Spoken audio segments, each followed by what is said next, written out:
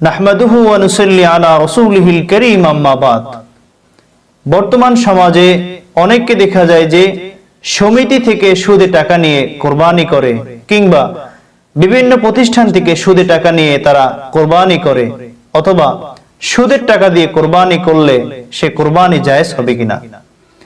সুদের টাকা দিয়ে কোরবানি করলে কিংবা সমিতি থেকে সুদে টাকা উত্তোলন করে কোরবানি করলে সে কোরবানি জায়েজ হবে না।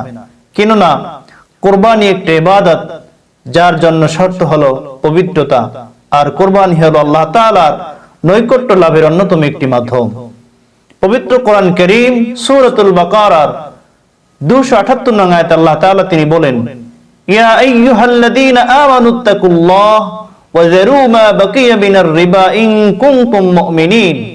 হে ঈমানদারগণ, তোমরা আল্লাহ পাককে ভয় করো এবং তোমাদের নিকট সুদের যে অংশ আছে তা তোমরা ছেড়ে দাও, যদি তোমরা মুমিন হও। এর পরের আয়াতে আল্লাহ তাআলা তিনি ইরশাদ করেন, ফাইল লাম তাফআলু ফাযানু বিহারবিম মিনাল্লাহি ওয়া রাসূলিহি। এর পরেও যদি তোমরা সুদকে পরিত্যাগ না করো, তাহলে আল্লাহ ও তার রাসূলের পক্ষ থেকে যুদ্ধ ঘোষণা শুনে নাও। প্রিয় সুদী, আল্লাহ তাআলা পবিত্র কোরআন কারীমে শিরিক এবং কুফর ছাড়া অন্য কোন বৃহত্তম গুনাহের কারণে আল্লাহ তাআলা এত বড় শাস্তির কথা তিনি কোরআন কারীমে উল্লেখ করে নাই, যত বড় শাস্তির কথা সুদখোরের বিরুদ্ধে তিনি বলেছেন। সূরাতুল বাকারার 275 নং আয়াতে আল্লাহ তাআলা তিনি ইরশাদ করেন, যে ব্যক্তি সুদ গ্রহণ করবে, কাল হাসর মাঠে তাকে জিনে ধরা পাগল মানুষের মতো উত্তোলন করা হবে। কেননা তারা বলে বেরাতো সুদ তো ব্যবসার মতোই, অথচ আল্লাহ তাআলা তিনি ঘোষণা করেছেন ব্যবসা হালাল এবং সুদ হারাম। ইরশাদ হচ্ছে, আহাল্লাল্লাহুল বাইআ ওয়া হাররামার রিবা।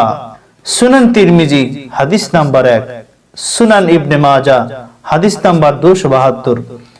আবু হুরায়রা রাদিয়াল্লাহু তাআলা আনহু থেকে বর্ণিত, রাসূল আরবি সাল্লাল্লাহু আলাইহি ওয়াসাল্লাম তিনি ইরশাদ করেছেন, লা তুকবালু সালাতু বিগায়রি তুহুর ওয়ালা সাদাকাতু মিন গুলুল। পবিত্রতা ছাড়া যেমনি ভাবে নামাজ কবুল হবে না, তেমনি ভাবে হারাম উপায় উপার্জন দ্বারা আল্লাহর রাস্তায় সাদাকা করলে সেই সাদাকা কবুল হবে না।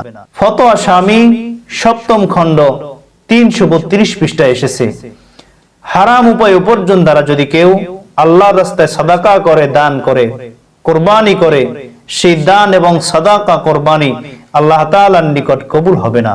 সুদের টাকা দিয়ে বড় পশু কিনে সমাজে আভিজাত্য প্রকাশের নাম কোরবানি নয়। কোরবানি পশু জবে করে গোশত খাওয়ার মহা উৎসবের নাম কোরবানি নয়। কোরবানি হলো মহান আল্লাহ তাআলার হুকুমের সামনে নিজের মস্তককে অবনত করে দেওয়া। অতএব সুদের টাকা দিয়ে বড় পশু কিনে কোরবানি না দিয়ে নিজের হালাল উপায় উপার্জন দ্বারা প্রয়োজনে একটি বকরি কিনে কোরবানি করুন, যেটি আল্লাহ তাআলার নিকট কবুল হয়ে যাবে।